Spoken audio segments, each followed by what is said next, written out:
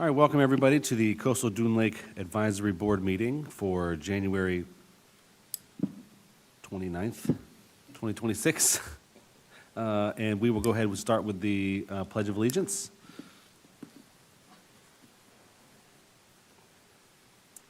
Allegiance to the flag of the United States of America and to the republic for which it stands, one nation, under God, indivisible, with liberty and justice for all.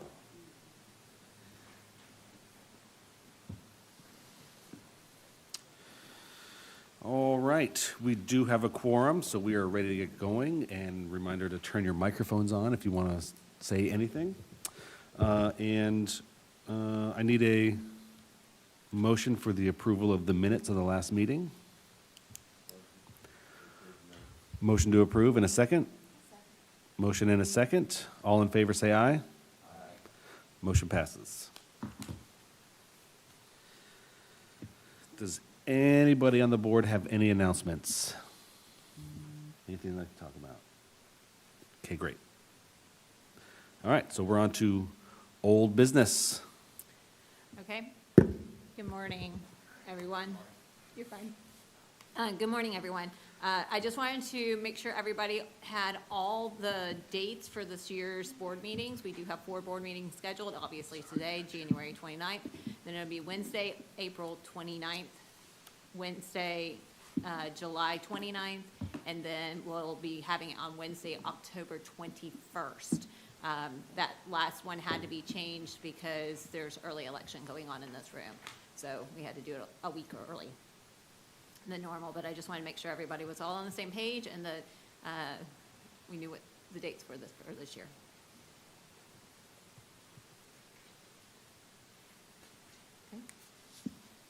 Okay. You want me to just go down the line? There's no more old business. Let's keep the train rolling. All right. New business, so we've got the 2026 matrix update for this year.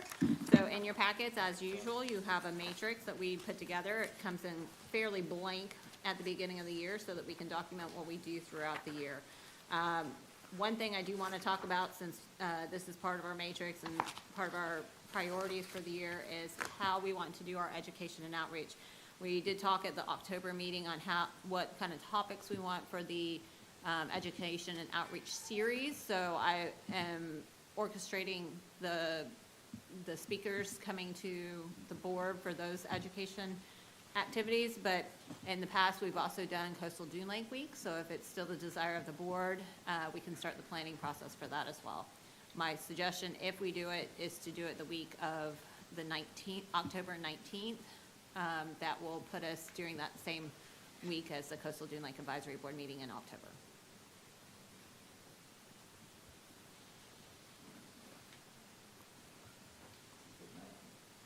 Maybe October 19th through the 23rd, I believe.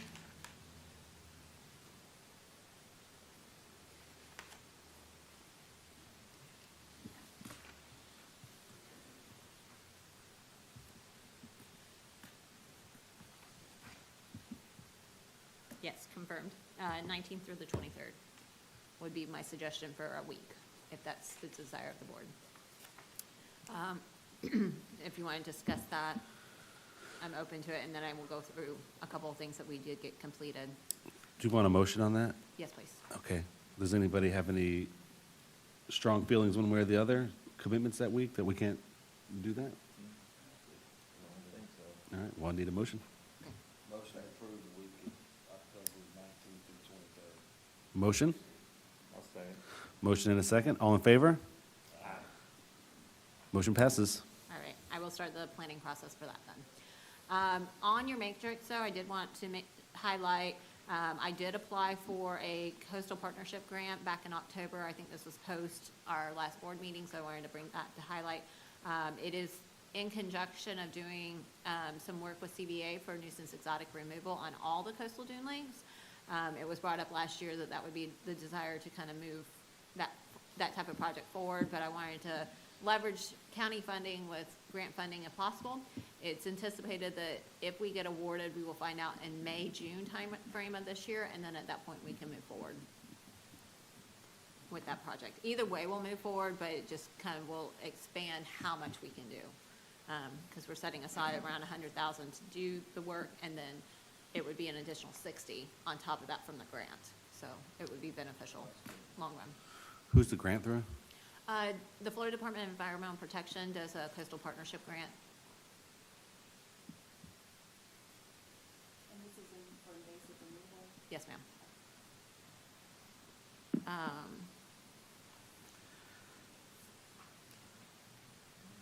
And I think all the other things are just ongoing projects that we have worked on, but I did want to highlight that.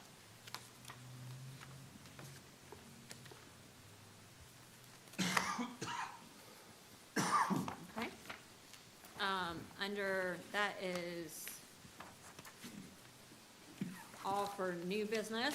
We'll go under staff reports if there's no questions, comments, or anything like that regarding the matrix. Okay.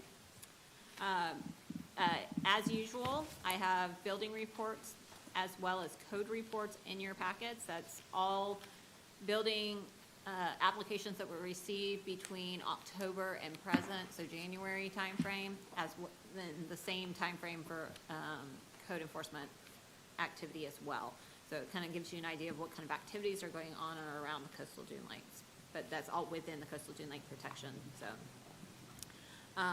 And then I have updates for the engineering department and public works as well as TDC right now. So as for engineering, engineering is still working on the Allen Loop project. They're anticipating putting it out to bid sometime this spring, early summer timeframe, and then they'll be able to start moving some dirt. Also, they're working on, they did provide me the Western Lake Bridge, so that's a FDOT project. It's my understanding that actually they're fairly close to completing and should be done by the end of March for substantial completion. So that's really good news. And then we'll have the roads back again, at least in that area. Do you know if they're gonna do anything different with the bike path? Sorry. Do you know if they're gonna do anything different with the bike path there? Since they're shifted the alignment, is this gonna be a big gap in the middle, or when they, and I guess the second part of that question was the old box culvert. Were they tearing all of that out, I guess? Or do you know? The old one's coming out now. Yes. That's all, so they're ripping it the all box out, digging culverts it were out. coming out and it was gonna be bridged. Uh-huh. But with that, so I tried to get a full update, but I'm not, so we had the bike path that was planned for both the north and the south side. They did some modifications to the south side and had the crossing, and did some substantial improvements to that. So I don't know if they're gonna complete the north side at this time. I need to find out what that priority is on the list. As for the bike path for where the bridge is, you've got the north side bridge that crosses all the way. Yeah, so there's just gonna be where the current, or the old box culvert crossing was, they're just tearing all that out, so there'll just be a gap between the new bridge and the bike path. I mean, I'm sure they're not gonna, that bike path bridge is new, so they're not gonna do anything with that. Correct. I don't think that they're adding the bike path. I think they're leaving the bike path alone, and then they'll have the bridge separate. Gotcha, okay. That would probably make most sense. Okay, thanks. No problem. Also, Public Works is working on the widening of the multi-use path in the Seagrove area. So it's not right adjacent to the coastal dune lakes, but since it's in Seagrove, the headwaters of Western Lake are involved in that. So I just wanted to make you aware of that particular project.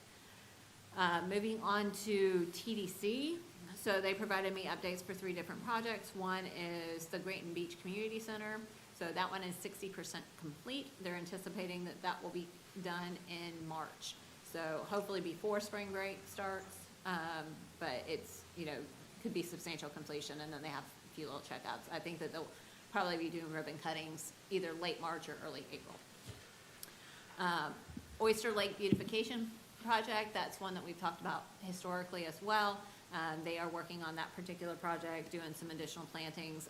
They had some issues initially when they did the plantings, just couldn't get water to the the plants, so they all died. So they've gotten wells installed with cooperatives with the adjacent property owner and working to do some additional plantings there.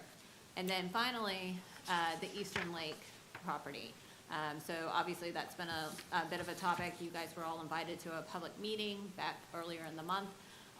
The public meeting was well attended, especially by residents around the Eastern Lake area. It was a consensus during that public meeting that the community did not want any kind of activities constructed in that region. And so that information was brought back to the commissioners, and this past Tuesday at the board meeting, the Board of County Commissioners did vote to just not do anything on that property at this time. So it's at least left this board not doing anything at this point. So that's where that's at, and I think that the community was heard on that particular item. Are there any questions about any of those updates? Okay. Good to go. And then I have one additional update, which is it's just an update on a project that we've been working on. It's the Florida State Parks passport that we've been working with the Camp Helen area. So they are producing the actual passports themselves. They're working on embossed so they can be installed onto the different educational signs that we have already installed. And then people can go visit all the coastal dune lakes. I'm anticipating that that's going to be launched during Coastal Dune Lake Week. That's what kind of what I asked them to do, is that would be a nice soft launching and addition to the Coastal Dune Lake celebration. So as that project progressed, I will let you guys know how we're moving along with that.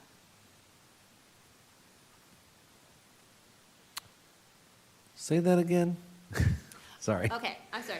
So the Florida State Parks came to the Walton County TDC Okay. and asked if they would like to partner on a Coastal Dune Lake Trail. Okay. So I'm sorry. I didn't know the Probably, background. Yeah, I'm sorry, I didn't include the background because we talked about it before. So it's a Coastal Dune Lake Trail. It would start at Camp Helen State Park where they're building their new visitor center. And they're gonna have an exhibit within the visitor center specifically on the coastal dune lakes. So that will be a stopping point. People can go learn about different aspects of the coastal dune lakes. And then to encourage people to go to each individual coastal dune lake, we're putting an embossed raised seal type thing that people go to the signs, they read the signs, they scratch off their passport as if they've been there. And then there'll be a prize mechanism, so at a 5, 10, 15 visit scenario, they will be able to get prizes from our TDC Visitor Center. I see. Okay. Yeah, that clarifies it. I'm sorry. Yeah. Needed more information in between the blanks. But yeah, that's another project that's been going on that I think is gonna be really good once it's implemented. Yeah. Okay. And then the presentation today is, you get stuck with me. I've been trying to organize all the other education series and stuff, but this month I ended up taking this one on for the do's and the don'ts of the coastal dune lakes. So let me close this out and pull up the presentation.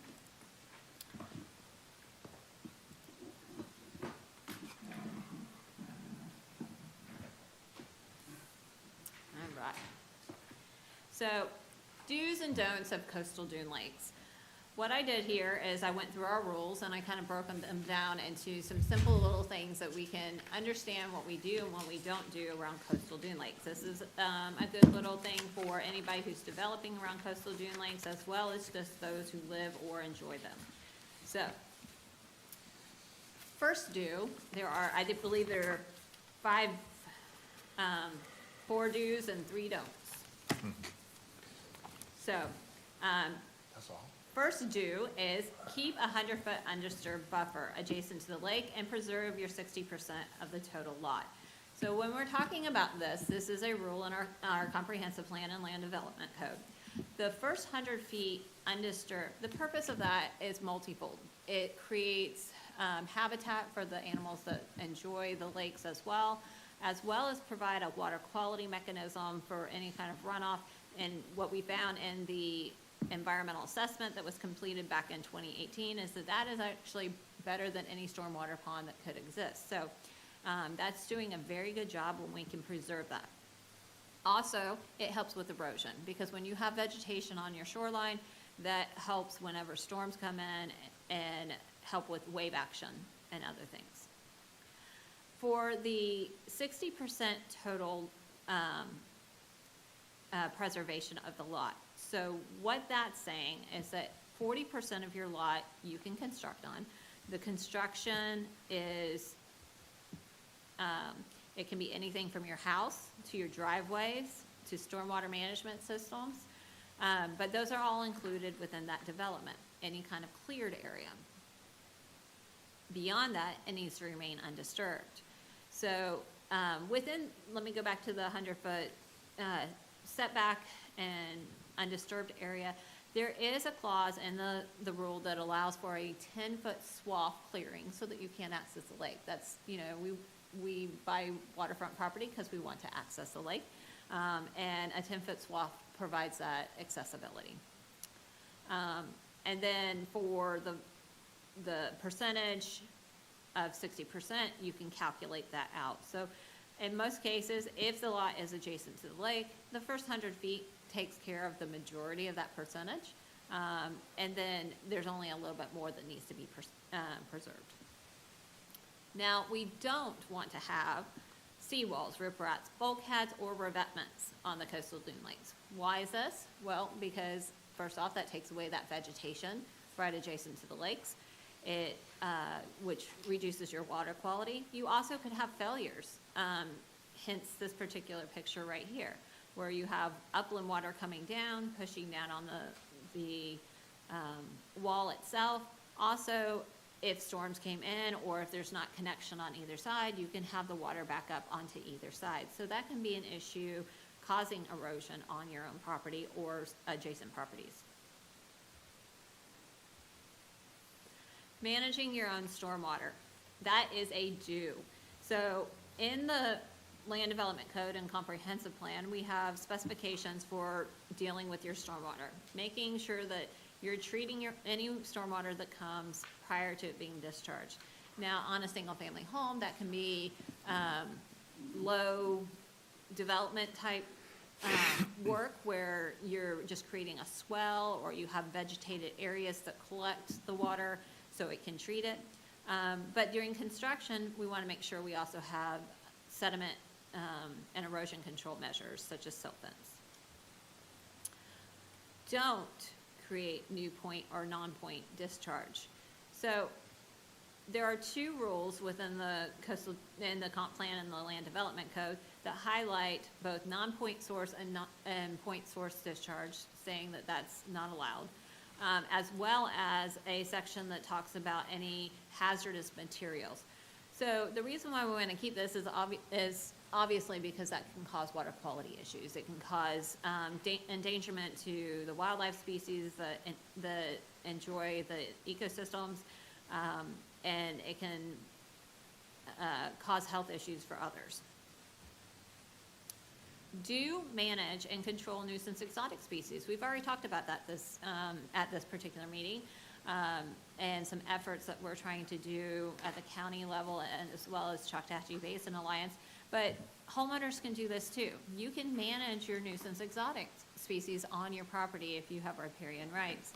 You can get Florida Fish and Wildlife Commission permits to remove that vegetation. And then also the desirable part is once you remove it, you also replant with good desirable species.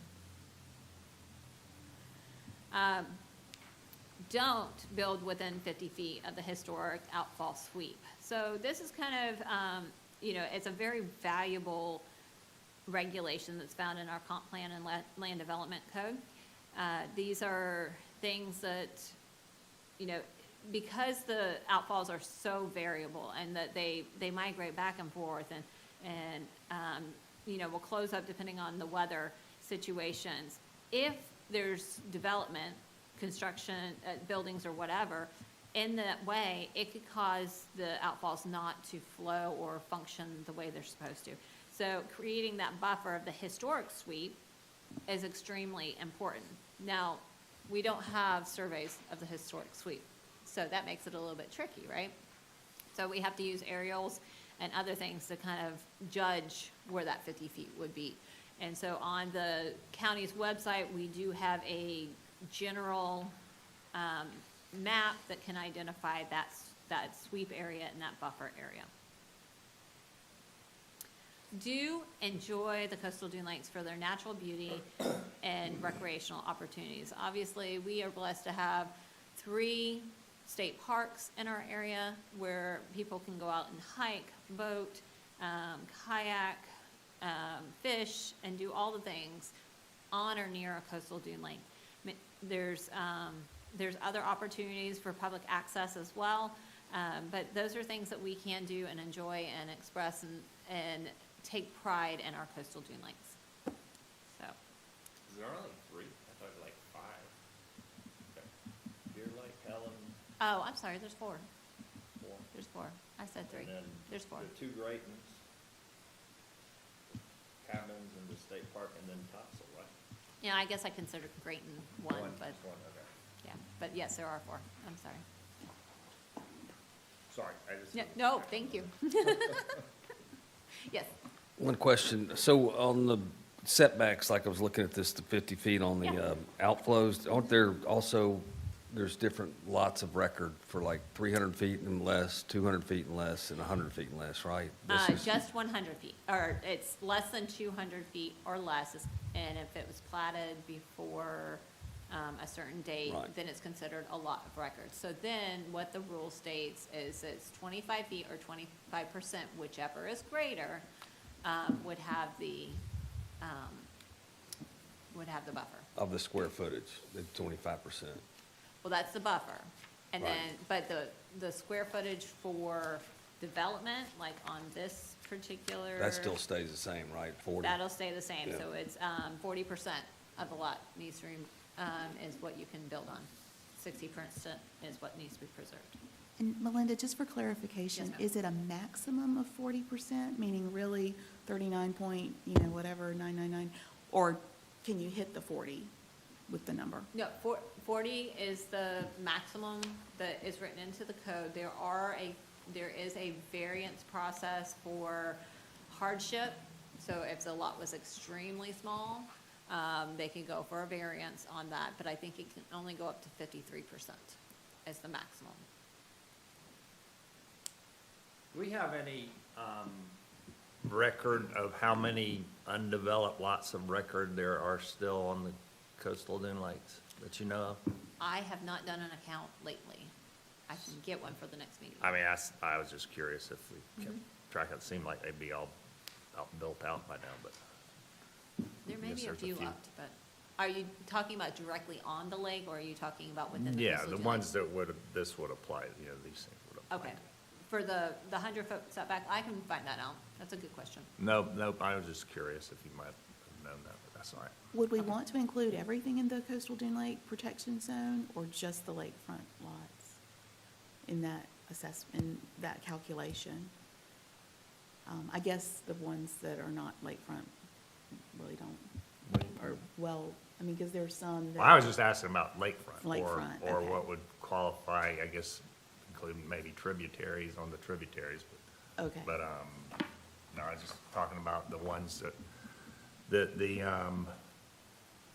these development restrictions would apply to. And I was just curious, it's not a big deal. Okay. So that's the end of the presentation, but I did want to note about the pamphlet that I provided to everyone, as well as some on the table. This is a really great booklet that has some information on regulations as well as, things on docks, which I didn't include things, the dock information in this presentation, but there's still some great information in here. So if there's anybody who wants to share it with their communities, please feel free to take more. I can get you more. I have more in my office as well. And where are these distributed? Like just So county planning- offices all yeah, around? Or The planning office has Uh-huh. some, I have some, we have done mail-outs before with them. I haven't done them in a while because these cost a little bit more because you have to do them in the larger envelopes, but Uh-huh. we do keep them accessible for people. So if you guys need any, let me know. Thanks. Okay. Any further questions? Anybody else? Yep.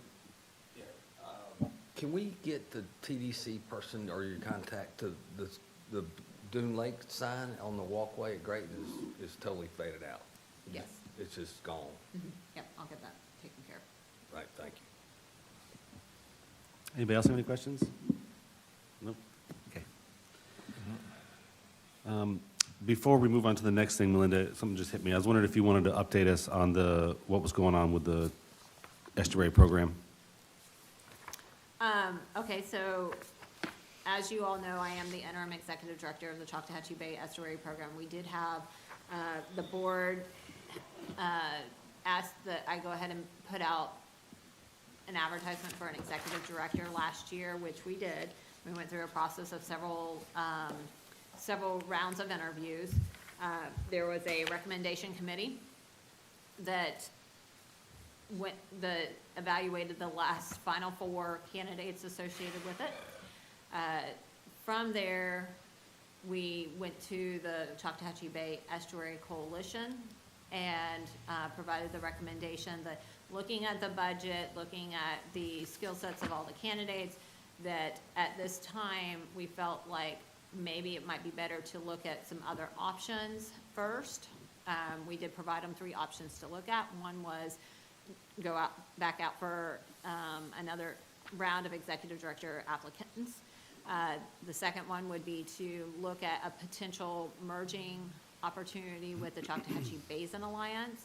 And then the third one would be just to disband. I did not recommend the last third one, but whenever you're giving options, that, the do nothing or option is always there. So that's where that came from. At this point, the coalition has asked or directed me to come back with more information on a potential merger with the Choctawhatchee Basin Alliance. What this would potentially look like is that the 2 organizations would merge together. The Choctawhatchee Basin Alliance already does a lot of the work that the estuary program was identified to do in the CCMP. So this would kind of help streamline and bring the efforts together at the end of the day and honestly build a more sustainable type situation for the program. So that's where we're at in April. I'll be bringing back more information on what that might look like. Any questions? What a great segue. Did you have anything to update us on with CBA?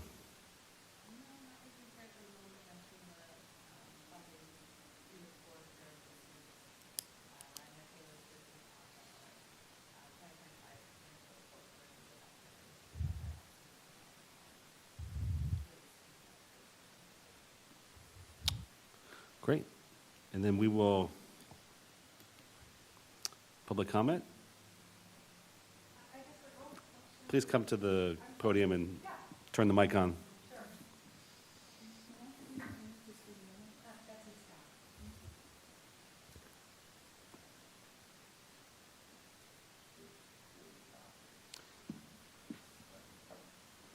Okay. There you go. I'm just curious, given the 50-foot buffer, historic buffer, my understanding is that with the sand, I live on Eastern Lake. And so I've been involved in this whole thing, and I was really kind of flabbergasted how it ever even came to be proposed. especially pertaining to the San Roy side. So I'm curious how, my understanding is that what they were contemplating, putting in there, the bathrooms and the parking lot, the turnaround, would encroach on that 50-foot buffer. So I'm curious how it even got that far. And there's another piece of land adjacent to it that my understanding is the county's very interested in purchasing, which belongs to Joseph March. And they're looking at, they're asking for like a $20 million price tag on it. But the county would really, my understanding is the county really wanted that piece of property also prior to earlier this week for development and turning Eastern Lake into a regional beach access. That piece of property, Joseph Marsh, in about 2011 or 12, put up the sand fences there and collected all the sand that then became a dune. I mean, the sand was there, but it grew in height, and it now has a lot of vegetation on it. But again, that's a piece of property that ideally would be preserved, because in getting involved in all this, I got a little bit of a history lesson and saw, just all the changes that have taken place and what little of our beautiful coastal dune lakes remain. So that's why I'm here today. After going through all this, I felt compelled to not just leave it and say, okay, we won, because I don't know that that's even really the case. But ideally, there's some way to preserve this, and I don't know how to go about that. I think there may be groups of people who would be interested in conserving that. But again, if the historic buffer would have prohibited this even from going forward, then maybe there's not a need for that. So I'm still in a learning process. Thanks. So I can speak to the buffer. I honestly don't believe that any of the activities off of San Roy Road were going to be within that first 50 feet, Even of the historic? even of the historic, yeah. It would, I think, like, looking at the aerials and looking at all the historic aerials and stuff like that, I measured it out. I don't think that they would be in that. Okay. So the county is, and let me just preface this, when the county does projects, we do follow the rules. That's what we want to make sure that we're following the rules just like everybody else does. So, our TDC tries to do a very good job at trying to do those kind of things. So by no means were they trying to do anything that was breaking those particular rules. But we also understand there's a public opinion and input associated with projects as well. So that's why we wanted to open up the doors to allow for, what the public wanted to see at that particular location. Right. Okay. Yes, ma'am. Thank you. I will also add, sorry, Go ahead. there are other more long-term solutions, but those were not available on Tuesday. So this is if the protection of the Eastern Lake area is a long-term view of the community, which it seems like that it is, there are other long-term solutions, but that was not going to get resolved on Tuesday.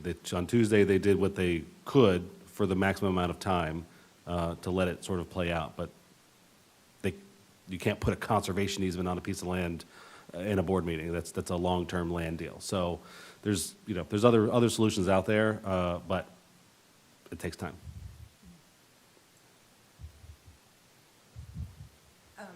This whole process has brought a lot of the Eastern Lake community together, which has been a beautiful thing. We're actually getting together again tonight.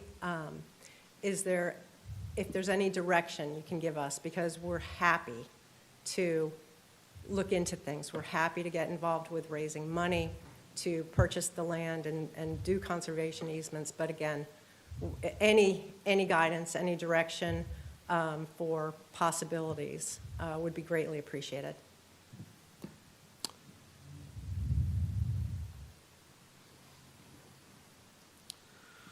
Okay. Do we have anything else? I don't have anything else. Anybody on the board? I noticed something and it gave me an idea. seems like when I drive over the bridges that go over our beautiful coastal dune lakes, sometimes you will see trash. And, I mean, it just happens. Cars go by, trash comes out.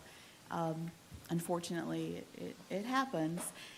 Would it be possible to plan for perhaps maybe using a grant, or would there be money available to actually build something that, because like we talked about the silt fences during construction to protect the coastal dune lakes and the environment, but yet our bridges sometimes just have guardrails. They don't, if there's vegetation, then maybe the trash is getting blocked by the vegetation.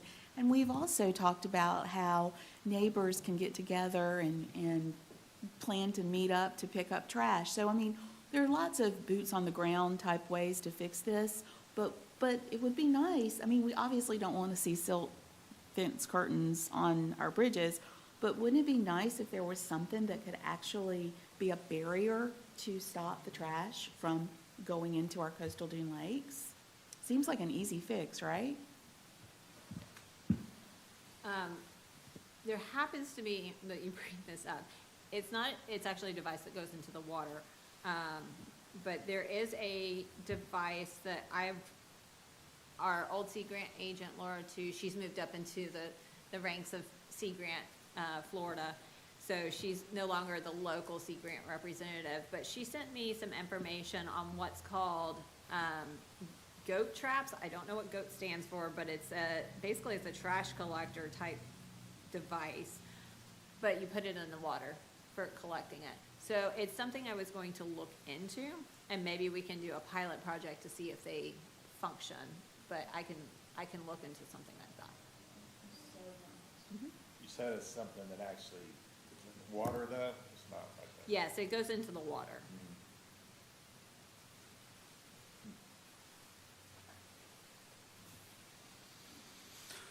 Okay, motion to adjourn? So moved. Without objection.